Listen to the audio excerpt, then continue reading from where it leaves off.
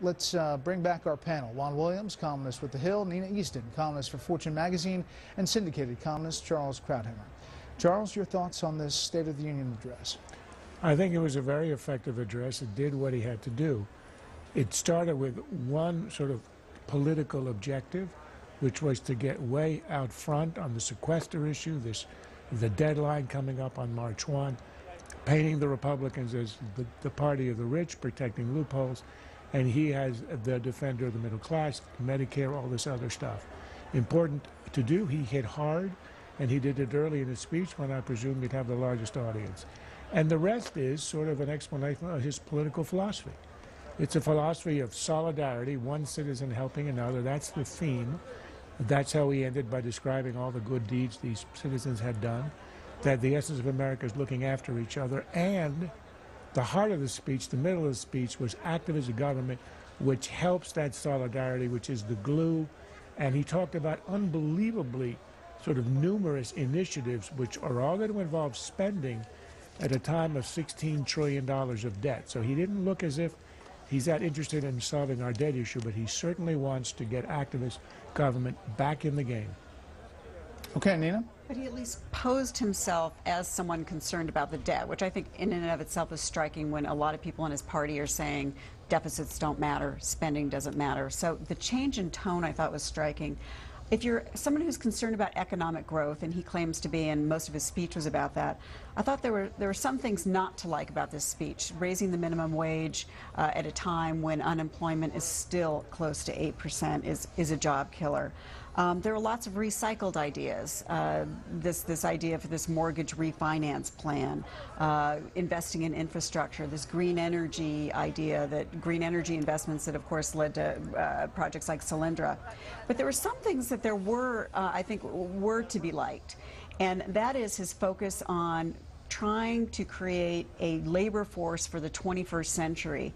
We often forget that there are 3 million jobs in this country that go vacant every single month. At Microsoft alone, there's 6,000 jobs. There's tens of thousands of jobs at high-tech companies. These high-tech companies want to hire foreigners to fill those jobs, and there has not been enough focus on training American workers to be able to fill those jobs. So when he talks about these manufacturing hubs, by the way, this is an idea that did come out of the high-tech industry. When he talks about that, and when he talks about recalibrating the school system at the state level to have more kids come out with science, math, computer science backgrounds, that's extremely valuable. Sheila Jackson-Lee getting that signature. She's still posted up. All right, Juan.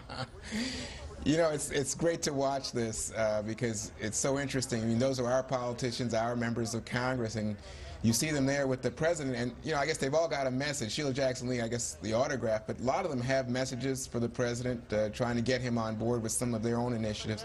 Tonight, I think his job was very interesting in that there's John Lewis, the civil rights hero.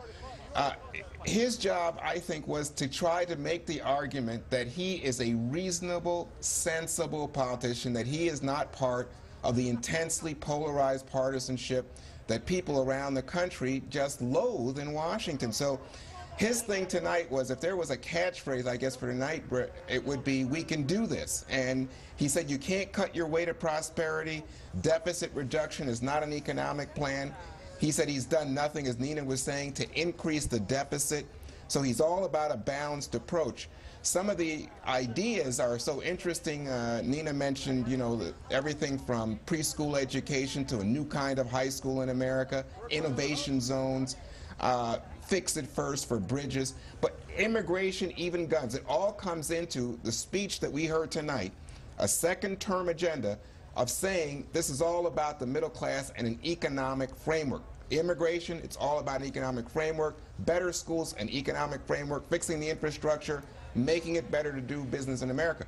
So if you buy into this, then I think you put the Republicans on the defensive, and I think that's what the president was trying to do tonight. You don't focus on budget reduction per se, Instead, you focus on how do we grow this economy. Yeah, but Charles, did he make the environment any better for dealing with Congress? Because you're getting ready for this sequester battle.